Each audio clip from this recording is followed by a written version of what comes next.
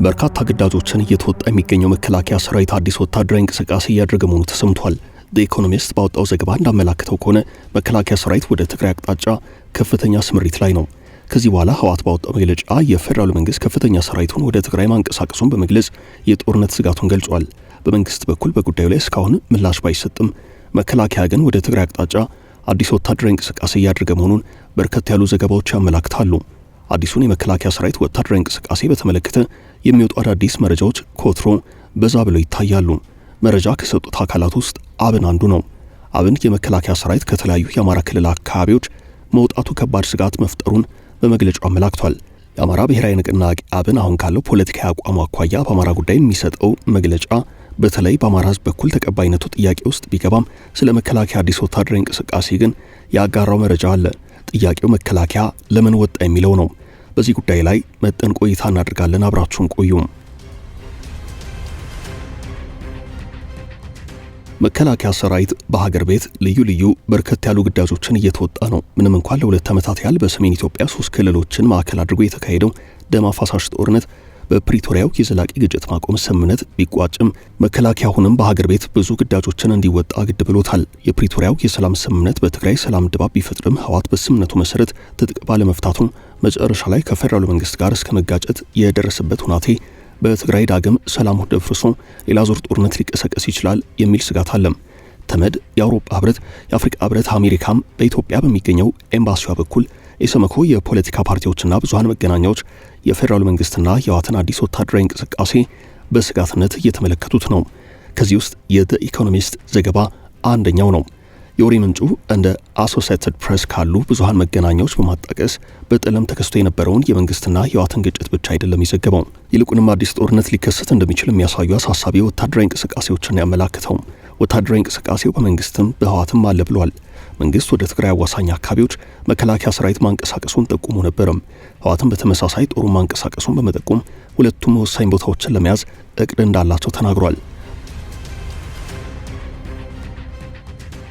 መከላከያ አዲስ ወታደራዊ እንቅስቃሴ ያደረገው በአማራ ውጊያ ባገረሸበት ወቅት ነው።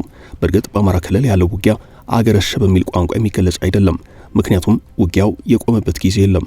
ስለዚህ በክልሉ ውጊያው ተጠናክሮ በቀጠለበት ሁናቴ መከላከያ ሰራዊት ከአንዳንድ አካባቢዎች ለቆ መውጣቱን በጉዳዩ ላይ መግለጫ የሰጠው የአማራ ብሔራዊ ንቅናቄ አብን ነው።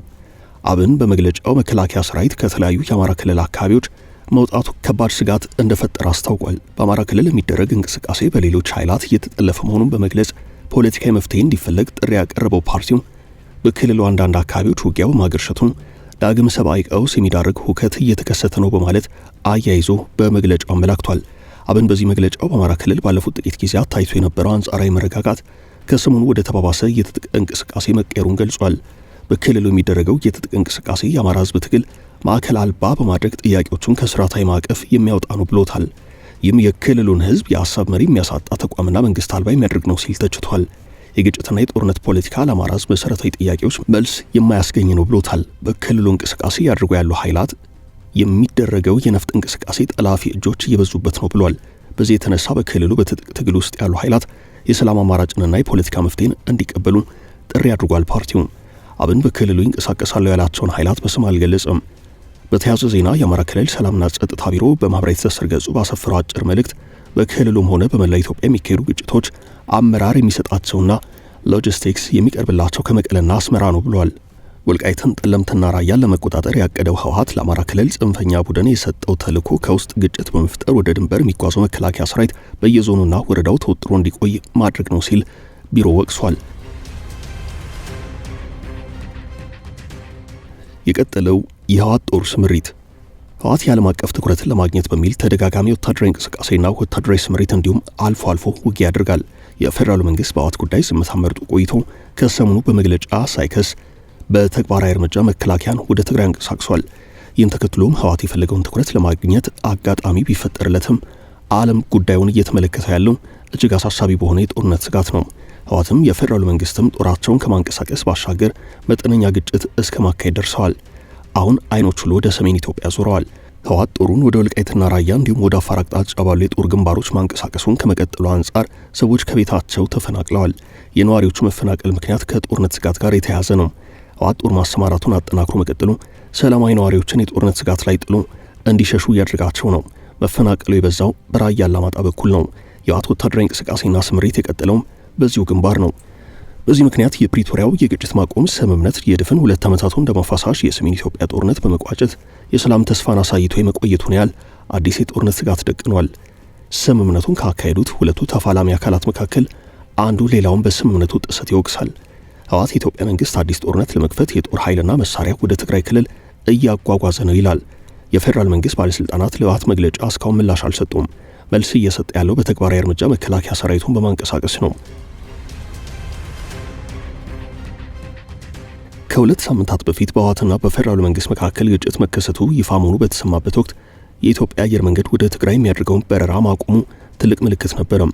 ግጭቱን ተከትሎ የአፍሪካ ህብረትና እንደ ኢትዮጵያ ሰብአዊ መብቶች ኮሚሽን ያሉ ተቋማት ካቀረቡት የሰላም ጥሪ በኋላ ግን በትግራይ ጊዜ አስተዳደርና በህወሓት በኩል ግጭቱን በማቆም ሰላማዊ ውይይት ለማድረግ መመረጡ ተገልጾ ነበረም።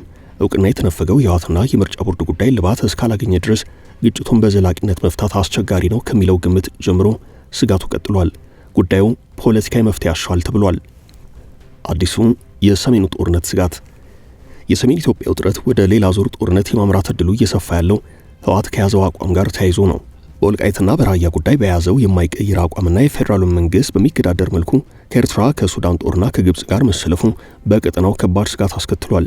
ለዚህም ነው ጉዳዩን በቅርበት የሚከታተሉ አካላት መንግስትና ህወሓት ግጭቱ ውስጥ ከገቡ ግጭቱ ቀጠናዊ መልክ ይዛል የሚል ስጋታቸውን በግልጽ እየተናገሩ ያሉት።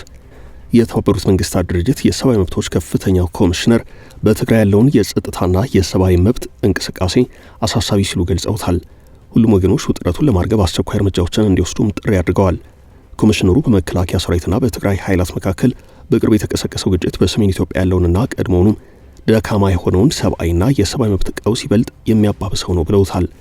ሁናቴ ወደ ጦርነት በድጋሚ ወደ ግጭት ከማምራቱ በፊት በፖለቲካዊ ውይይትና በመተማመን ግንባታ እርምጃዎች ውጥረቱን ለመቀነስ የዓለም አቀፉ ማህበረሰብ ድጋፍ የታከለበት በሁሉም ወገኖች በኩል የተቀናጀና ቀጣይነት ያለው ጥረት እንደሚያስፈልግ አያይዘው ተናግረዋል። በውጊያው ወቅት ድሮኖች፣ መድፎችና ሌሎች ከባባድ መሳሪያዎች ጥቅም ላይ መዋላቸውን ሪፖርቶች ያመላክታሉ። ኃላፊው በግጭቱ ወቅትና ከግጭቱ በኋላ በሁለቱም በኩል ማለትም በመከላከያ ሰራዊትና በትግራይ ጸጥታ ኃይላት እየተፈጸሙ ባሉ ስርዓቶች ዙሪያ ስጋታቸውን ገልጸዋል።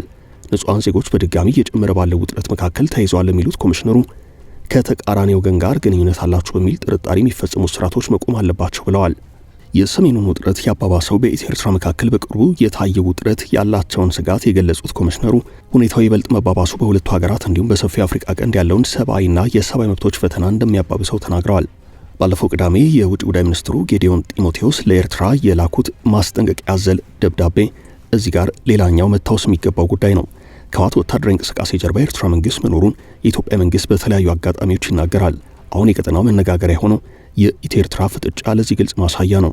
የውጭ ጉዳይ ሚኒስቴር ኤርትራ ከተቆጣጠረቻቸው የኢትዮጵያ ሉዓላዊ ግዛቶች ጦሯን እንድታስወጣ ጠይቋል።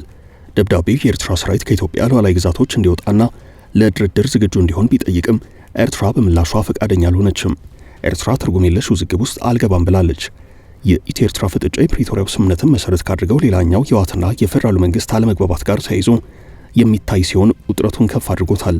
መረጃዎች እንደሚያሳዩት የኢትዮጵያ ፌዴራል መንግስትና ህወሓት እንዲሁም የኤርትራ መንግስት ጦራቸውን እያንቀሳቀሱ ነው። የመከላከያ ከክልሉ የመውጣት ዓላማ ከሰሜኑ ውጥረት ጋር ተያይዞም የሚተረጎም ሆኗል።